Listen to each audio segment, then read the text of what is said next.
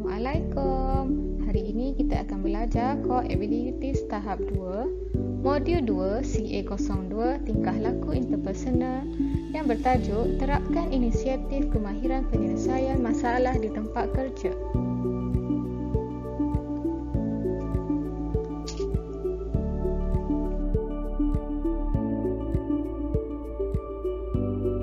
Pada akhir pembelajaran ini, murid akan dapat mengetahui percanggahan antara situasi yang dirancang dengan situasi sebenar, sebab yang mungkin untuk mengenal pasti punca, penyelesaian yang mungkin pada masalah dan kelebihan serta kekurangan setiap penyelesaian. Termasuk kepada pengenalan, kemahiran menyelesaikan masalah akan dapat membantu pekerja mengaplikasikan langkah-langkah dalam membuat keputusan dengan tepat. Pekerja akan bertindak secara rasional dan objektif serta akan menyelesaikan masalah dengan sistematik dan meningkatkan kemahiran berfikir dan keyakinan diri.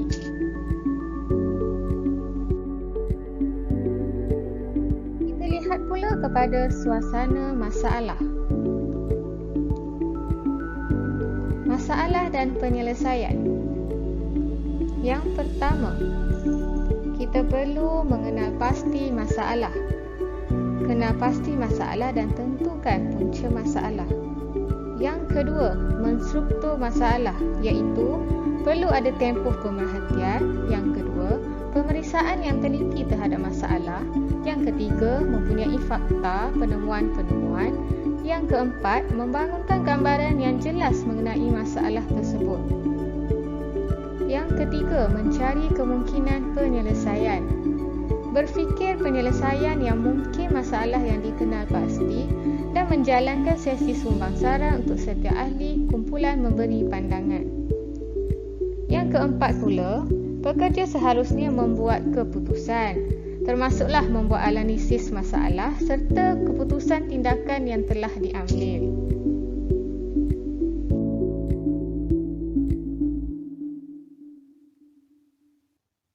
Yang kelima adalah pelaksanaan. Sekiranya pelaksanaan telah diambil, kaedah pilihan terhadap penyelesaian masalah itu perlu dilihat. Yang keenam, pemantauan dan memperolehi maklum balas. Pekerja perlu mendapatkan maklum balas tentang hasil penyelesaian yang dipilih serta memeriksa bahawa proses tersebut berjaya dan boleh dicapai dengan memantau dan mendapat maklum balas. Dan yang terakhir, sumbang saran.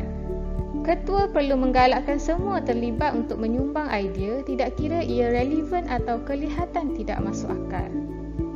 Dalam peraturan sumbang saran, terdapat sedikit kriteria yang perlu diikuti. Yang pertama, kritikan terhadap cadangan individu tidak dibenarkan. Yang kedua, hasilkan sebanyak idea yang mungkin. Yang ketiga, untuk menjana suasana momentum kreatif. Dan yang terakhir, idea perlulah bernas antara satu sama lain.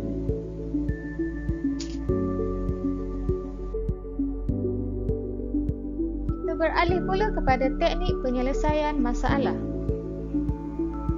Terdapat 7 teknik penyelesaian masalah. Yang pertama, pelan rangka. Yang kedua, kaedah penyelesaian masalah. Yang ketiga, menjana penyelesaian masalah.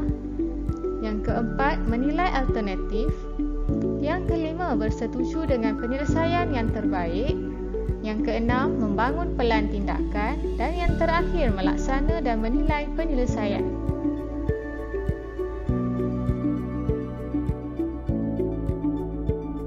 Bagi pelan rangka, perlulah melaksana dan mengutamakan penyelesaian masalah dengan memaksimumkan masa, tenaga dan tahap komitmen.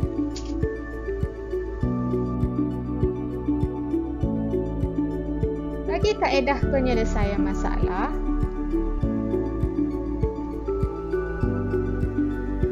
pekerja perlulah tentukan masalah secara ringkas, jelas dan bahasa yang tegas. Yang kedua, mengenal pasti dan tentukan punca asal seperti sebab-sebab kepada masalah.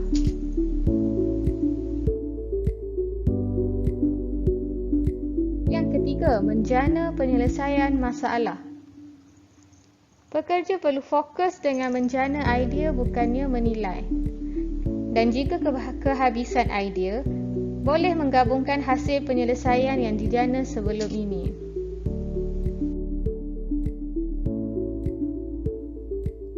Yang keempat, menilai alternatif.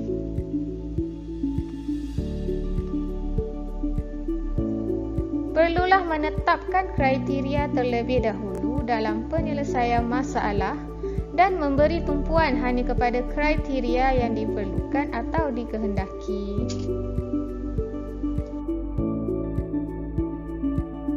Yang kelima, bersetuju dengan penyelesaian yang terbaik.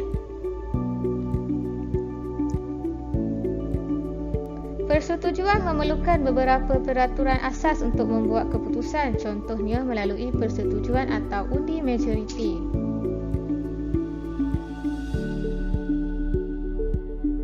Yang keenam, membangun pelan tindakan.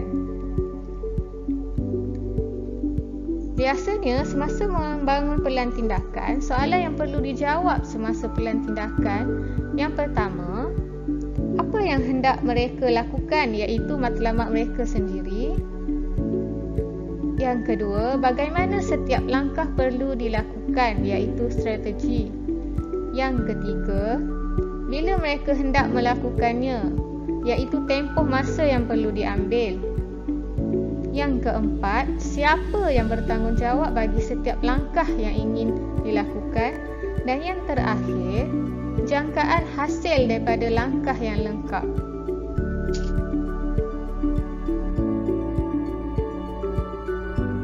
Bagi teknik penyelesaian masalah yang terakhir, melaksana dan menilai penyelesaian perlulah dilaksana mengikut pelan tindakan, dan tujuan penilaian adalah untuk menentukan sejauh mana penyelesaian boleh berfungsi.